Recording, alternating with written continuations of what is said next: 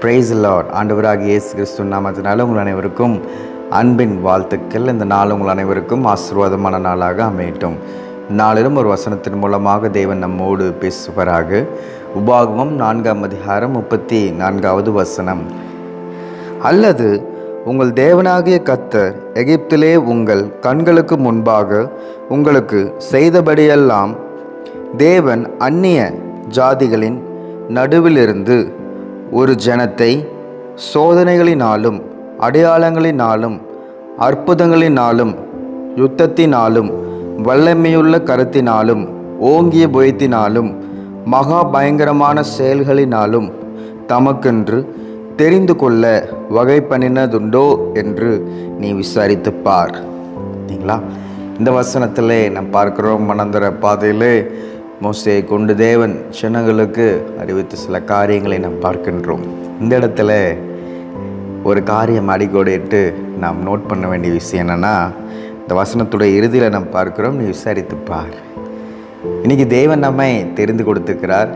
ஒரு பெரிய ஒரு வெளியேறப்பட்ட ஒரு அழைப்பை நம்மளுக்கு தந்து எகிப்தின் அடிமைத்தனத்திலிருந்து அந்நிய ஜாதியிலிருந்து தேவன் பிரித்தெடுத்து தமக்கென்று வாழும்படியாக தேவன் ஒரு பரிசுத்த ஜாதியாக நம்மை அழைத்து ராஜாக்களும் ஆசாரியர்களுமாக நம்மை தெரிந்து கொண்டு தேவன் ஒரு பெரிய மீட்பை தேவன் நம்முடைய வாழ்க்கையில் காட்டியிருக்கிறார். இதை நம்ம என்ன பண்ணணும், நம்ம மற்ற ஜனங்களிடம் நம்ம என்ன பண்ணணும், விசாரித்து பார்க்க வேண்டும். நீங்கள் நம்ம மற்ற நம்முடைய நண்பர்கள், உறவினர்கள், இன்னும் ரட்சிக்கப்படாதவங்க, தேவனை அறியாதவங்க, இந்த ரட்சிப்பை இன்னும் பெற்றுக்கொள்ளாதவர்களிடத்தில் என்னென்ன காரியங்கள் நாம் விசாரிக்கிறோம் என்று சொல்லி இந்த வசனத்தின் மூலமாக அறிந்து கொள்ள போகிறோம்.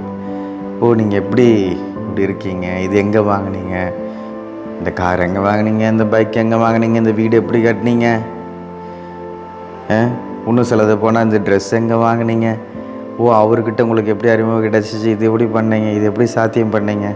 உங்களுக்கு இந்த உலகத்தில் பெரிதாக எது நீங்கள் நினைக்கல, ரட்சிப்பு நினைக்கல. நம்ம நிறைய வேலையில் என்ன பண்ணுறோம், நம்மக்கிட்ட இல்லாதது இன்னொருத்தர்கிட்ட இருக்கும்போது நம்ம ரட்சிக்கப்பட்டு இருக்கிற ஜனங்கள் ரட்சிக்கப்படாத ஜனங்களை பார்த்து என்னென்ன காரியங்கள் விசாரிக்கிறோம். ரட்சிக்கப்பட்டு என்றைக்கும் நம்ம விசாரிக்கிறோமா? இல்லை. இது எப்படி பண்ணீங்க, இது எப்படி வாங்கினீங்க, இதுதான் என்ன பண்ணுறோம், நம்ம பெரிதாக எண்ணி நம்ம என்ன பண்ணுறோம், பேசிக்கிறோம். இந்த இடத்துல ஆண்டவர் சொல்கிறார், எந்த ஜனத்தை இந்த மாதிரி அந்நிய ஜனத்தை மீட்டெடுக்க எந்த ஒரு தேவன் சோதனைகளினாலும் அடையாளங்களாலும் அற்புதங்களாலும் யுத்தத்தினாலும் வல்லமையுள்ள கரத்தினாலும் ஓங்கிய புயத்தினாலும் மகா பயங்கரமான செயல்களிலும் தமக்கென்று தெரிந்து கொள்ள, அவருக்கென்று வாழ தெரிந்து கொள்ள இவ்வளோ ஒரு பிரயாசம், இவ்வளோ ஒரு காரியம் உங்கள் வாழ்க்கையில் இந்த ரட்சிப்பு அடைய நீங்கள் பெற்றிருக்கீங்களா என்று சொல்லி நீங்கள் விசாரிங்க அப்படின்னு ஆண்டவர் சொல்கிறார். பார்த்தீங்களா? இன்றைக்கி தேவனுடைய பிள்ளைகள் நம்ம ரட்சிக்கப்படாத ஜனங்களிடத்தில் நம்ம ரட்சிப்பை குறித்து மேன்மையாக என்ன பண்ண வேண்டும், நம்ம சொல்ல வேண்டும். தேவன் என்னை இப்படிப்பட்ட பாதையிலேருந்து என்னை என்ன பண்ணார், வழிநடத்தினார். ஒருவர் சில கஷ்டத்தையும் பாரத்தையும் சில பாடுகள், நம்மளும் ஒரு நாள் என்ன பண்ணோம், இந்த கஷ்டம் பாடு இந்த உபத்திரவங்கள் சில குழப்பங்கள் இது மாதிரி சூழ்நிலையில் தான் நம்மளும் ஒரு நாள் இருந்தோம். என்னைக்கு நாம் அவரை சொந்த இரட்சகராக ஏற்றுக்கொண்டோமோ அப்பொழுது நம் வாழ்க்கையில் சில தெளிவுகள் புரிதல்கள், இப்படி நாம் ஜெபித்தால் பெற்றுக்கொள்ளலாம், அவரை விசுவாசித்தால் பெற்றுக்கொள்ளலாம், அவர் இன்னார் என்று நாம் அறியும் போது நம்ம வாழ்க்கையில் விடுதலை உண்டு, நம் வாழ்க்கையில் ஒரு விமோச்சனம் உண்டு, ஒரு நிச்சயம் உண்டு, நித்திய ஜீவன் நமக்கு இருக்கிறது என்று அது நிச்சயம் உண்டு, பாவ மன்னிப்பின் நிச்சயம் உண்டு. நம்முடைய வாழ்க்கையில் மகிழ்ச்சி கிடைக்கிறது, இன்பங்கள் கிடைக்கிறது, சோதனைகள் வேலையிலே நமக்கு ஆறுதல் கிடைக்கிறது, வழிநடத்தல் கிடைக்கிறது, ஆலோசனைகள் கிடைக்கிறது. வசனத்தின் மூலமாக, போதகர் மூலமாக, தேவனுடைய மூப்பர்கள் மூலமாக, சபை விசுவாசிகள் மூலமாக நமக்கு எத்தனையோ காரியங்கள் நம்ம அறிந்து கொண்டு தான் இன்றைக்கி இந்த பாதையில் நிலைத்து நிற்கிறோம். ஆண்டவர் எத்தனை ஒரு லிஸ்ட்டே வைக்கிறார். இப்போ இத்தனை பாதை வழியாக வந்ததை இன்னைக்கு மற்றவர்களிடத்தில் நீ என்ன விசாரிக்கிற அப்படின்னு தான் கேட்குறார் ஆண்டவர். நீ எதை கேட்குற, இன்னும் உலகத்துக்கு எடுக்கிற காரியங்களையே பார்த்து நீ என்ன பண்ணுற, விசாரிச்சிட்ருக்கிறியே. இல்லை, வெளியேறப்பட்ட ரட்சிப்பை கொண்டு என்னை மீட்டெடுத்திருக்காரு. உங்கள் வாழ்க்கையில் இவ்வளோ பெரிய ரட்சிப்பை நீங்கள் பெற்றுக்கொண்டீங்களா? பாவத்திலேருந்து ஒரு பெற்றுக்கொண்டீங்களா? சோதனைகள்லேருந்து பெற்றுக்கொண்டீங்களா? கண்ணீர் கஷ்டர் கவலைகள்லேருந்து ஏசு எனக்கு சுகம் கொடுத்தாரு, உங்கள் வாழ்க்கையில் பண்ணாரா? இத்தனை நாள் நீங்களும் வணங்குகிறீங்களே, இத்தனை நாள் நீங்களும் ஓடுகிறீங்களே, உங்கள் வாழ்க்கையில் அந்த விமோச்சனமும் நிம்மதி நீங்கள் பெற்றுக்கொண்டீங்களா? விசாரித்து பாருங்கள். அப்போ தான் தேவன் உங்கள் வாழ்க்கையில் செய்த காரியங்களை நீங்கள் என்ன பண்ண முடியும்? மற்றவர்களுக்கு தெரிவிக்க முடியும். அவர்களும் என்ன பண்ண முடியும்? அந்த வெளியேறப்பட்ட அந்த ரட்சிப்பை பெற்றுக்கொள்ள முடியும். ஒரு பாடுகள் கஷ்டங்களில் வரும்போது நீங்கள் என்னைக்கு பாடுகள் கஷ்டங்களில் ஒரு நாள் இருந்தீங்க, ஆண்டவர்களுக்கு விடுதலை தந்தார். அப்போ அவங்கக்கிட்ட நீங்கள் விசாரிக்கும் போது, என் தேவன் நானும் ஒரு நாளில் இப்படி இருந்தேங்க. இன்றைக்கி எத்தனையோ பேர் பார்க்குறோம், குடிப்பழக்கத்தில் அடிமையாக இருந்தவங்க, மந்திரவாத பில்லி சூழ்நிலையத்தில் அடிமையாக இருந்து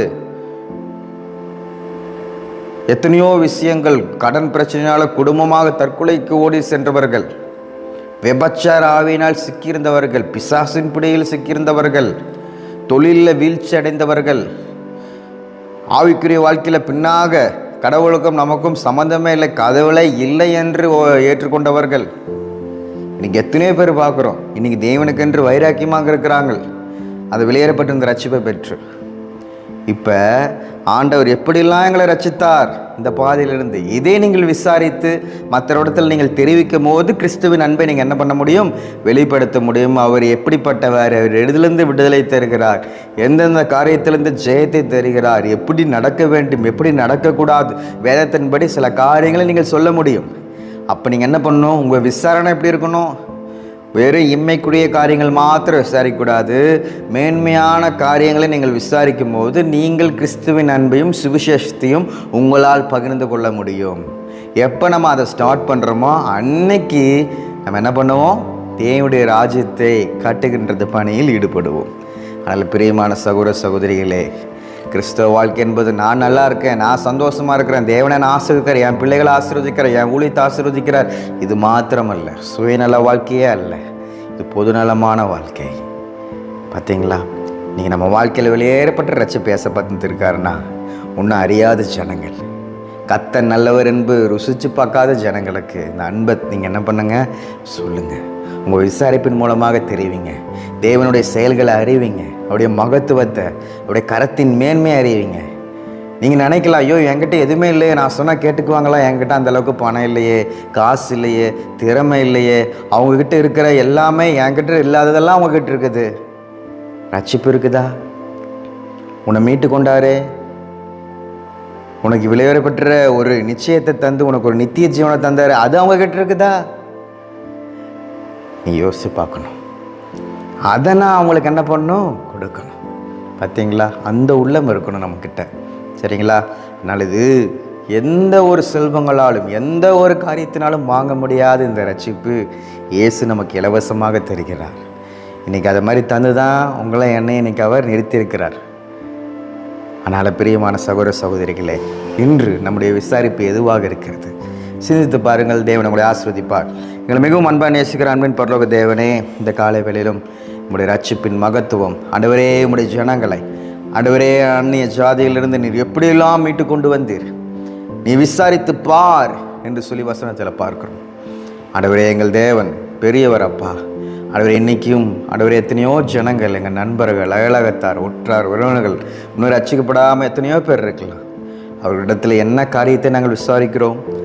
ஆண்டவரே, நாங்கள் வெறும் பூமிக்குரிய காரியங்களை மாத்திரமே விசாரித்து, கர்த்தர் யார், எங்களை எப்படி நடத்தினார், அவருடைய செயல்களையும் மகத்துவத்தையும் நாங்கள் அறிவிக்காதவர்களாக இருக்கிறோமா? ஆண்டவரே, இந்த காலம் கிருபையின் காலத்தில் மௌனமாக இருக்கிறோமா? இல்லை உம்மை குறித்து பேசுவதற்கு வெட்கப்படுகிறோமா? கடவுளுடைய செயல்களை அறிவிக்க சபையின் நடுவே, நண்பர்கள் நடுவே, வேலை செய்கிற இடத்துல நாங்கள் உம்மை குறித்து பேசுவதற்கு தயங்குகிறோமா? என் தேவன் எப்படிப்பட்டவர், எப்படியெல்லாம் காரியங்களை இன்றைக்கி நடத்தி என்னை நிறுத்தியிருக்கிறார், என்னை நிலைநிறுத்தியிருக்கிறார் என்று சொல்வதற்கு நான் எத்தனை முறை நான் व्यसனப்படுகிறேன், எத்தனை முறை நான் தயங்குகிறேன். நான் என்ன காரியத்தை நான் விசாரிக்கிறேன்? இந்த காலையில் இந்த வசனம் எங்களுக்கு தெளிவாக பேசுகிறதப்பா. ஆண்டவரே, இனிமே ஆண்டவரே நாங்கள் ஆண்டவரே சுயநலமாக அல்லாமல் பொதுநலமாக நீர் எங்களுக்கு செய்த அதிசயங்களையும் பராக்கிரமான செயல்களையும் பெரிய அற்புதத்தையும் அதிசயங்கள் செயல்களை ஆண்டவரே நாங்கள் விசாரிக்கணும். உங்களுக்கு இந்த மாதிரி நடந்துருச்சுன்னா இயேசு என் வாழ்க்கையில் செய்தார், உங்கள் வாழ்க்கையில் நிச்சயமாய் செய்வார் என்று சொல்லத்தக்க எங்களுக்கு நல்ல ஒரு வாஞ்சியும் ஒரு இருதயத்தையும் எங்கள் உள்ளத்தில் சிருஷ்டிக்க முடியாக செபிக்கிறப்பா. ஆண்டவரே, முழு மனதோடு நாங்கள் பெற்றுக்கொண்ட இந்த இன்பத்தை, நாங்கள் பெற்றுக்கொண்ட இந்த விலையேறப்பட்ட இந்த மகிமையும் ரட்சிப்பையும் மற்றவர்களுக்கு நாங்கள் தெரிவிக்கிற விசுவாசிகளாக, உம்முடைய பிள்ளைகளாக எங்களை மாற்றுங்கப்பா. தகுதிப்படுத்துங்க, ஆசீர்வதிங்க. எந்த சூழ்நிலையும் சோர்ந்து போகாமல் உம்முடைய ராஜ்யத்தை கட்டுகிற பணியில் நாங்கள் தொடர்ந்து ஆண்டவரே நாங்கள் முன்னேறி செல்ல எங்களுக்கு உதவி செய்ய முடியாக செபிக்கிறோம். இந்த நாள் முழுசும் அனைவருக்கும் ஆசீர்வாதமான நாளாக அமையட்டும். மீட்பராகிய இயேசு கிறிஸ்து நாமத்தினால ஜெபிக்கிறேன் ஜீவனுள்ள நல்ல பிதாவே, ஆமென்.